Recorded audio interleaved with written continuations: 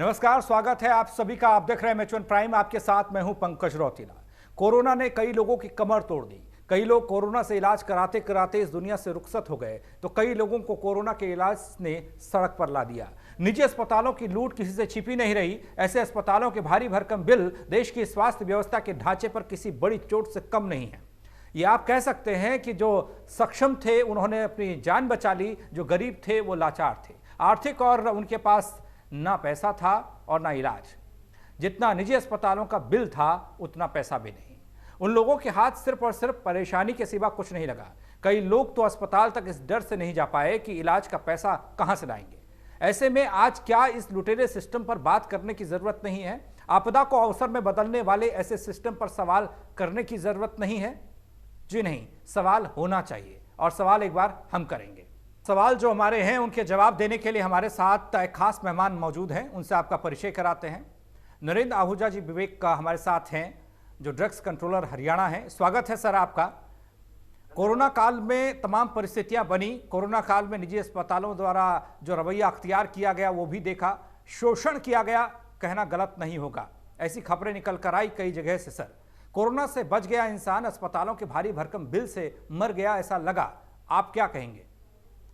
बिल्कुल ठीक, आपका प्रश्न बिल्कुल एक वाजिब प्रश्न है और मैं इसका उत्तर देना चाहूंगा, क्योंकि केवल मीठे बातों का ही हम उत्तर दें ऐसा नहीं है। हमें कड़वी बातों से भी साक्षात करना चाहिए और निश्चित रूप से ऐसे प्रश्न जो कि आम व्यक्ति से जुड़े हुए हों, उसकी व्यथा से जुड़े हुए हों, उनका उत्तर देना भी हमारा दायित्व बनता है। जहां तक बात है कोरोना के इलाज की, तो निश्चित रूप से मैं एक बात बतला दूं कि कोरोना के 80% मरीज जो अभी दूसरी वेव आई है, पहली वेव भी आई, दूसरी वेव आई, अभी तक जितना भी एनालिसिस किया गया डाटा का, तो लगभग 80% मरीज होम आइसोलेशन में ही रह करके ठीक हुए। और जहां तक बात है कोरोना के इलाज की, तो 80% जो मरीज कोरोना के होम आइसोलेशन में ठीक हुए, उन्हें मैं हरियाणा सरकार की योजना के बारे में बतला दूं कि प्रत्येक कोरोना पॉजिटिव मरीज को उसके घर पर टेलीमेडिसिन की ही सुविधा नहीं दी गई, अपितु साथ ही साथ एक किट भी देने का पूरा प्रयास किया गया और किट पहुंचाई गई। किट में न केवल दवाइयां थी एलोपैथिक जो कि उन्हें चाहिए थी, एजिथ्रोमाइसिन हो, आइवरमेक्टिन हो, जिंक हो, विटामिन सी हो, पैरासीटामोल हो, साथ ही साथ एक ऑक्सीजन नापने के लिए पल्स ऑक्सीमीटर बैटरी के साथ, और साथ ही साथ स्टीम लेने के लिए स्टीम इनहेलर भी साथ दिया गया। और उसके साथ ही कुछ आयुर्वेदिक दवाइयां, गिलोय घनवट्टी या स्वामी रामदेव जी की कोरोनिल आदि टैबलेट्स भी उन्हें देने का प्रयास किया गया। लगभग 10% ऐसे थे जो गए इलाज के लिए, लेकिन उन्हें आवश्यकता पड़ी केवल और केवल मात्र ऑक्सीजन बेड की। तो उसका भी सरकार के पास जितना भी आइसोलेशन सेंटर हैं या dedicated Covid health centres, DCHC जिनको बोलते हैं, तो ऑक्सीजन बेड भी प्रावधान किया गया। ये प्राइमरी और सेकेंडरी ट्रीटमेंट के अंतर्गत आता है। हाँ, अब जब जिनका प्रश्न आप कर रहे हैं वो 5% के लगभग रहते हैं जिन्हें हमें tertiary health care services provide करनी होती हैं, तो वो कुछ निजी अस्पतालों में अवश्य पहुंचे और निजी अस्पतालों द्वारा उनका शोषण किया जा रहा है, ऐसी खबरें सरकार के पास भी आई। लेकिन मैं ये स्पष्ट करना चाहूंगा कि उनके ऊपर भी शिकंजा कसा गया, और किस प्रकार से वो शिकंजा कसा गया और किस प्रकार से एक सिस्टम बनाया गया जिसके अंतर्गत कि वो अधिक चार्जेस ना कर सकें, उसके बावजूद भी यदि अस्पतालों ने, निजी अस्पतालों ने, जैसा आपने कहा कि शोषण किया, कुछ मरीजों का, स्थितियों का लाभ उठाया, आपदा में अवसर उठा करके कुछ धन कमाने का प्रयास किया, तो उसके लिए भी पूरे कानूनी प्रावधान बनाए गए। ये मैं आगे आप जैसे भी चर्चा करेंगे तो मैं क्या अधिकार अगला सवाल आहूजा सर इसी बात को लेकर है कि जो शोषण होता रहा, मरीज परेशान होता रहा, ऐसे में सरकार की भूमिका बहुत महत्वपूर्ण थी। हम सब ने देखा सरकार काफी अलर्ट मोड पर थी। ऐसे में सरकारें मरीजों को निजी अस्पतालों के शोषण से बचाने के लिए क्या करती रही? क्या उन्होंने ऐसा किया जिससे कि आम लोगों को ये लगा कि हाँ वाकई में अब स्थिति कंट्रोल में है, निजी अस्पताल जो शोषण कर रहे हैं वो नहीं हो पाएगा। सरकारों की तरफ से उठाए गए कदम। जी, हाँ, निश्चित रूप से अब इसी प्रश्न पर उत्तर पर मैं आना चाहता हूँ कि सरकार की ओर से क्या कदम उठाए गए जिससे निजी संस्थानों पर, निजी अस्पतालों पर अंकुश कसा जा सके। तो इसी बात को ध्यान में रखते हुए पिछले वर्ष ही हरियाणा सरकार ने एक अधिसूचना जारी करते हुए, यदि आप स्क्रीन पर दिखा सकेंगे तो मैं ये आपके सामने रख रहा हूँ। ये अधिसूचना जारी कर दी गई थी कि जिस मरीज को केवल ऑक्सीजन बेड की आवश्यकता है तो उसके भी दाम तय थे 8,000 रुपए, और वेंटिलेशन केयर है तो 13,000 रुपए, और नॉन इन्वेसिव आईसीयू के साथ वेंटिलेटर है तो 15,000 रुपए, यदि वो अस्पताल NABH एक्रेडिटेड नहीं है। यदि NABH एक्रेडिटेड है तो 10,000 रुपए आइसोलेशन बेड का विद ऑक्सीजन, और वेंटिलेटर का, आईसीयू विदाउट वेंटिलेटर का 15,000 रुपए, और आईसीयू विद वेंटिलेटर का 18,000 रुपए पर डे का चार्जेस फिक्स कर दिया गया था। और किसी भी निजी संस्थान ने, यदि बाद में भी ऐसा पाया गया कि किसी निजी संस्थान ने इससे अधिक चार्जेस लिए हैं मरीज से, तो मरीज ने अगर उसकी शिकायत की तो जिला स्तरीय समितियां बना करके, जिसमें एक विशेषज्ञ डॉक्टर को साथ लेकर के और एक उपायुक्त के प्रतिनिधि को साथ लेकर के जो समितियां बनाई गई, वो पैसा वापस करवाने का कार्य भी हरियाणा सरकार ने किया। इतना ही नहीं, हरियाणा सरकार ने इसमें प्रयोग आने वाली सभी दवाइयों के दाम भी तय किए। उस समय चर्चा थी कि कुछ दवाइयां मिलती नहीं सेकेंड वेव में, रेमडेसिविर की विशेष रूप से चर्चा आई, तो हरियाणा सरकार ने भारत सरकार द्वारा दिए गए एलोकेटेड कोटा में से रेमडेसिविर किसी भी कंपनी का हो, पूरा का पूरा खुद लेते हुए खरीद दामों पर ही वह दवा सभी मरीजों को उपलब्ध करवाई। मैं उसके भी दामों की अधिसूचना, यदि आप स्क्रीन पर दिखा सकें, और आगे से मैं आपको व्हाट्सएप पर शेयर करूंगा ताकि ये आप अपनी स्क्रीन पर इसको दिखा सकेंगे। तो हेटेरो कंपनी की 2,800 रुपए, माइलान की 1,568 रुपए, ट्रिप्ला की 2,241 रुपए, सन फार्मा की 1,568 रुपए, जुबिलेंट की 1,904 रुपए, डॉक्टर रेड्डी की 1,948 रुपए। जैसे जैसे दाम, NPPA एक संस्थान है भारत सरकार का जिसे नेशनल फार्मास्यूटिकल प्राइसिंग अथॉरिटी बोलते हैं, और प्रत्येक राज्य में एक PMRU बना हुआ है, प्राइस मॉनिटरिंग रिसोर्स यूनिट, उसके माध्यम से इस पर नजर रखते हुए किया गया। बात जब मरीजों की आती है, मरीजों के अधिकारों की आती है, तो मरीजों के अधिकारों का शोषण हुआ, हनन हुआ, ये साफ तौर पर दिखाई दिया, क्योंकि वक्त पर उन्हें दवा नहीं, इलाज नहीं, तो शोषण ही है। मरीजों के अधिकार क्या कहते हैं सर? एक सवाल ये, और इसके साथ एक सवाल और जोड़ दे रहा हूं कि जो अस्पताल इस तरीके का काम कर रहे थे, उनके खिलाफ शिकायत किससे और कहां मरीज कर सकता है ऐसी सिचुएशन में जब उसकी जान पर बनाई हो? देखिए, आपने बिल्कुल सही प्रश्न किया। उससे पहले बस एक दवा और रह गई थी, मैं उसका भी बतला दूं। रेमडेसिविर के दाम मैंने आपको बतला ही दी। आगे भी अगर किसी को आवश्यकता पड़े तो इसको रेफरेंस में प्रयोग कर सकते हैं। विशेषज्ञ समितियां जिस भी मरीज को रेमडेसिविर या टोसिलिजुमैब, एक्टिमरा के नाम से जो विख्यात ये इंजेक्शन था जो कोरोना मरीजों के मैनेजमेंट के लिए काम में आ रहा था, उसको भी खुद लेकर के और खुद ही मरीजों तक पहुंचाने का अस्पतालों के माध्यम से काम किया। शुरू में जरूर कुछ प्रेस्क्रिप्शन लिखी गई, बाद में प्रेस्क्रिप्शन लिखने पर प्रतिबंध लगा दिया गया कि केवल अस्पताल विशेषज्ञ समितियों को अप्लाई करेंगे, और विशेषज्ञ समितियां मरीज की जांच करते हुए, स्थिति की जांच करते हुए, उनकी रिपोर्ट के ऊपर बात करते हुए प्रतिदिन दिन में 2 बार या 1 बार कम से कम बैठ करके उसे उस मरीज के लिए जारी करेंगे, उस अस्पताल के नाम, और अस्पताल कंट्रोल रेट पर ही, खरीद दाम पर ही उस इंजेक्शन को उस मरीज के लिए लेकर के उस मरीज को लगाएगा। जहां तक बात है मरीज के अधिकारों की, तो निश्चित रूप से यदि कोई भी अस्पताल किसी भी दवा का अधिक दाम लेता है, उसके MRP से अधिक, या नेशनल फार्मास्यूटिकल प्राइसिंग अथॉरिटी द्वारा तय दामों से अधिक दाम लेता है, तो ये ड्रग प्राइस कंट्रोल ऑर्डर 2013 जो कि एसेंशियल कमोडिटी एक्ट के अंतर्गत जारी किया जाता है, उसके सेक्शन 2 के अंतर्गत, जो कि एक कॉग्निजेबल ऑफेंस है, उसमें उसके विरुद्ध कार्रवाई करने के लिए एप्लीकेशन मरीज दे सकता है। और ऐसा प्राइस मॉनिटरिंग रिसोर्स यूनिट में भी दिया जा सकता है, स्थानीय सिविल सर्जन को भी दिया जा सकता है, पुलिस को भी दिया जा सकता है, और ड्रग कंट्रोल अधिकारी जो रहते हैं, दवा नियंत्रण अधिकारी, उनको भी इस बात की शिकायत की जा सकती है।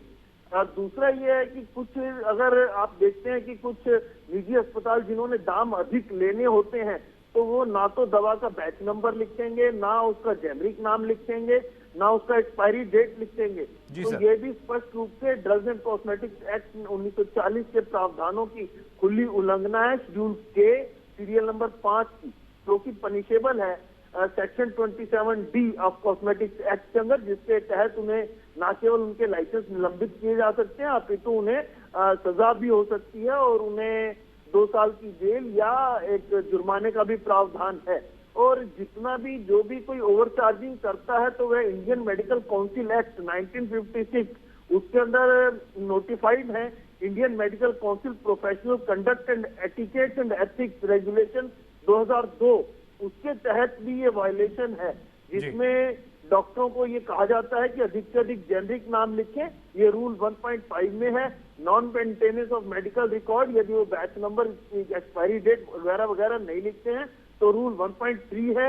High quality of assurance in patient care नहीं देते हैं तो वायलेशन ऑफ रूल 1.6 है। एक्सपोजर हो जाता है उनका किसी अनएथिकल कंडक्ट का तो ये वायलेशन ऑफ रूल 1.7 है। Payment of professional services over charging violation है रूल 1.8 का। इवेजन ऑफ लीगल रेस्ट्रिक्शंस, ये इवेजन है, वायलेशन है रूल 1.9 का।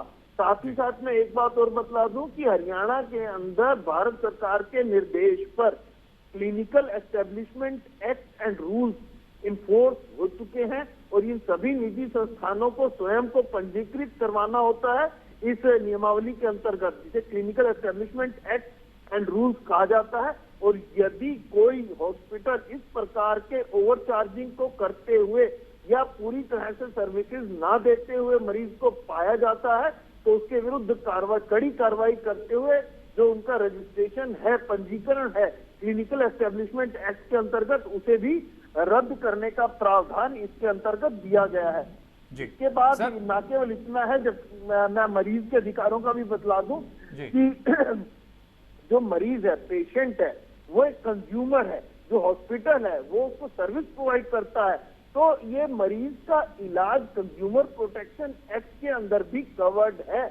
और उसके लिए मरीज यदि किसी अस्पताल के इलाज से संतुष्ट नहीं है या उसे ऐसा लगता है कि सरकार द्वारा तय किए गए दामों से अधिक किसी अस्पताल ने लिया, तो निश्चित रूप से वह डिस्ट्रिक्ट कंज्यूमर फोरम में भी उसकी शिकायत कर सकता है।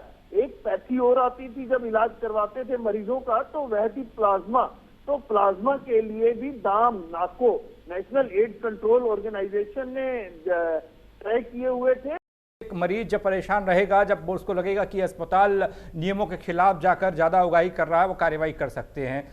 लेकिन सरकारों की जिम्मेदारी, सरकार की जिम्मेदारी क्या है ऐसे अस्पतालों के खिलाफ कोई ऐसा आदेश जिस पर कार्रवाई हो? अगर, क्योंकि सरकार ने कहा आप ज्यादा पैसा दे नहीं सकते, उन सब के बावजूद भी आदेशों को धत्ता बताते हुए अस्पताल ये काम कर रहे हैं, तो कार्रवाई देखी गई, लेकिन कोई सख्त कार्रवाई आपकी जानकारी में हो या हो सकती हो जिससे कि अस्पताल ऐसा ना करे? जी, मैं आपको उदाहरण सहित बतलाता हूँ कि पंचकुला में जहां मैं रहता हूँ, यहाँ के जो विधायक हैं स्थानीय ज्ञानचंद गुप्ता जी, उन्होंने समस्त पब्लिक से आह्वान करते हुए इनवाइट किया कि अगर कोई भी ऐसी शिकायत मिलती है तो उन्हें बतलाया जाए। उन्होंने ऐसा एक 3 सदस्यीय समिति एक अलग से भी बनवाई जो बिलों की जांच करती थी। उसमें जो नॉन गवर्नमेंट मेंबर हैं उन्हें भी शामिल किया गया और ऐसे बहुत से मरीजों को मैं जानता हूं जिन्होंने इस समिति ने जिन मरीजों को जिन अस्पतालों ने अधिक चार्ज किया उनसे न केवल पैसे दिलवाए अपितु उनके खिलाफ कार्रवाई करने के लिए नोटिस भी जारी किए गए। मैं यहाँ 1-2 बातें और बतला दूं कि न केवल मरीज अपितु संज्ञान लेकर के पुलिस या संज्ञान लेकर के ऐसी जो जिला स्तरीय समितियां बनी है, हमारे स्वास्थ्य मंत्री श्री अनिल विज जी ने प्रत्येक जिले के अंदर इस प्रकार की समितियां बनवाने का भी काम किया जो समस्त बिलों की on its own suo motu भी जांच करने के लिए अधिकृत हैं और जांच कर रही हैं। और यदि जांच में किसी भी ऐसा बिल फालतू पाया जा रहा है या पाया जाता है तो पहला अस्पताल के खिलाफ तो कार्रवाई होगी, वो तो सुनिश्चित है, लेकिन उस मरीज का भला कैसे हो ये ध्यान में रखते हुए सबसे पहले जिन्होंने एक्सेस चार्ज किया है उस मरीज को उस अधिक लिए गए दामों को वापस करवाना, सुनिश्चित करवाना, ये कार्य जो हरियाणा में किया जा रहा है, ये शायद किसी अन्य राज्य ने अभी तक इसे अडॉप्ट किया हो, ऐसा मेरे ध्यान में नहीं है, ऐसा विषय मेरे संज्ञान में नहीं आया है। लेकिन हरियाणा के अंदर प्रत्येक जिले में ऐसी कोई भी शिकायत आने पर जो सिविल सर्जन या उपायुक्त को दी जा रही है, तो वो समितियां उसकी जांच करते हुए पैसे वापस दिलवा रही हैं।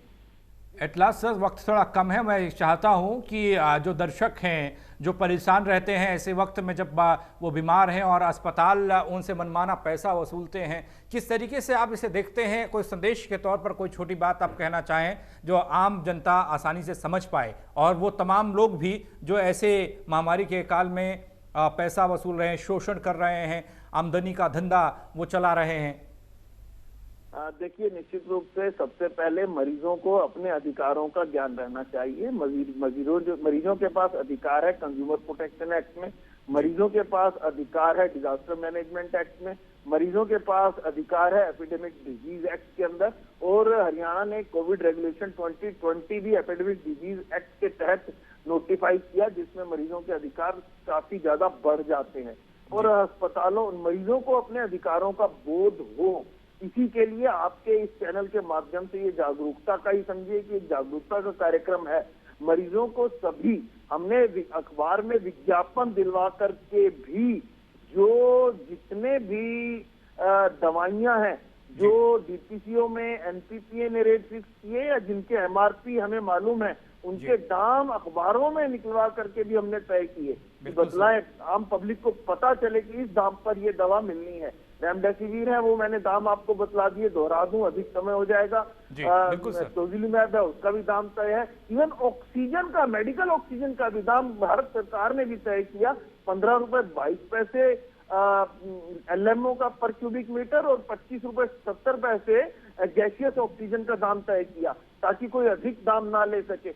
ऑक्सीजन सिलेंडर की होम डिलीवरी को भी हरियाणा में होम आइसोलेटेड पेशेंट के लिए सुनिश्चित करने का इस दूसरी लहर के अंदर प्रयास किया गया। और अब हमारे यहाँ ऑक्सीजन कंसंट्रेटर बैंक भी अलग अलग संस्थाएं भी बना रही हैं और सरकार भी बना रही है, और हम तीसरी वेव की तैयारी के अंदर जहां ऑक्सीजन के भंडारण की क्षमता बढ़ा रहे हैं, वहीं ऑक्सीजन के जनरेशन की भी क्षमता बढ़ा रहे हैं। तो अंत में एक संदेश देते हुए निजी अस्पतालों से मैं निवेदन कह दें, चेतावनी कह दें, जिस भी शब्द का आप प्रयोग सही समझें उसे समझ लें कि आप कृपया आपदा में अवसर ढूंढ करके गरीब मरीजों का शोषण करने का कोई भी प्रयास ना करें, अपितु चिकित्सा एक सेवा है, इसे सेवा भावना के साथ करें। और लगभग 95% चिकित्सक ऐसे हैं जो कोविड में हेल्थ केयर वर्कर होते हुए लड़ रहे हैं और समाज को और मरीजों को कोविड के संक्रमण से बचाने के लिए अपने प्राणों को भी संकट में डालते हुए काम कर रहे हैं। और ना जाने कितने चिकित्सकों ने जान भी गंवाई। तो कुछ लोग ऐसा कार्य करके जैसे एकाध मछली पूरे तालाब को गंदा करती है, तो ऐसा ना करें। इस बुलेटिन में फिलहाल इतना ही। बाकी खबरों के लिए आप बने रहिए मैचुन प्राइम के साथ।